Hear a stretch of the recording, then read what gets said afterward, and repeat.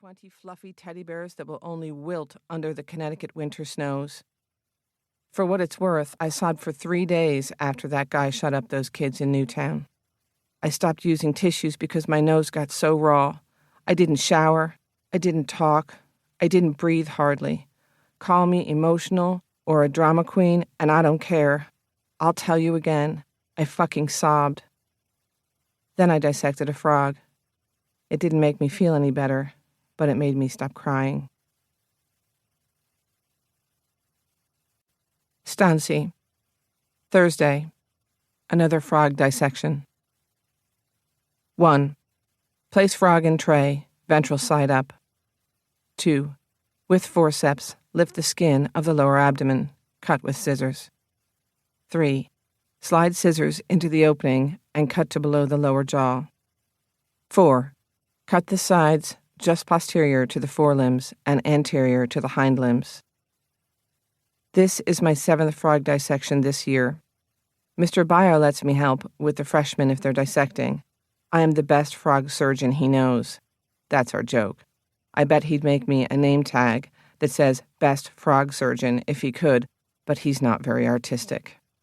I'm his assistant, and I help hand out the forceps and scalpels while the students get into their lab coats and put on their goggles. I can't actually hand out the frogs, though, because I'm always surprised by how dead they are. Lifeless, gray-green, bred so we could cut them open and find their livers and draw them for points in a notebook. Mr. Bio told me in 9th grade, "You're going to make an excellent doctor one day." "That's the plan," I said. "It's a good plan." "I want to help people," I said. "Good." "I know I can't help everybody, but even if I can help just one person, you know?" "Yep," he said. "I'm thinking about going into the Army," I said. Mr. Bio made a horrible face. "Why?" "Did you ever watch MASH?" I answered. MASH is a late 20th century TV show about a mobile Army surgical hospital unit during the Korean War. It reruns on cable a lot. The main character is Benjamin Franklin Hawkeye Pierce. He's a surgeon from Maine. "Of course," Mr. Bio said. "I grew up with MASH." "That's why," I said. I didn't tell him Hawkeye Pierce is my mother. No one would understand that. Hawkeye Pierce was a man, a fictional man. Most people would think he couldn't be anyone's mother. Except he's mine. He puts me to bed every night. He makes my dinner. He teaches me about the world, and he's always honest. Mr. Bio put his hand on my shoulder and said, "You should stay away from that recruiter." "It wasn't a recruiter," I said. "Well," he said, "there are better ways to pay off med school loans. We'll talk about it once you get closer to graduating." We did talk about it. I am now 60 days from graduating. Mama and Pop don't think going into medicine will be good for me. They think I should be a forest ranger. I have no idea why, especially on days like today when my scalpel knows just where to go. Especially on days like today when I don't even have to refer to the drawing to locate the heart, the stomach, the liver, the urinary bladder. Mama tells me that being a forest ranger will be quiet, that I will be safe. She says, "Trees help us breathe, you know."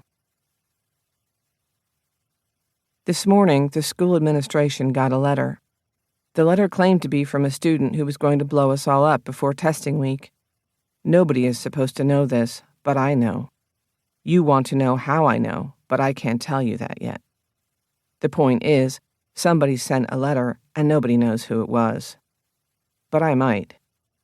He or she could be here with us today, scalpel in hand, and from here behind your plastic goggles, you'd never know he or she could write that and send it. He or she is not what you think. I don't think they ever are.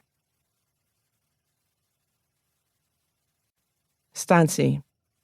Thursday. Formaldehyde. My frog is a contradiction, splayed out like a victim of violent crime, left for dead, one of many. The frog also looks peaceful. If a frog can look proud, then mine looks proud. If a frog can look the opposite of proud, then mine looks like that too. I'm like this, cut in two, divided. And so is the kid who sent that letter to the administration. Proud.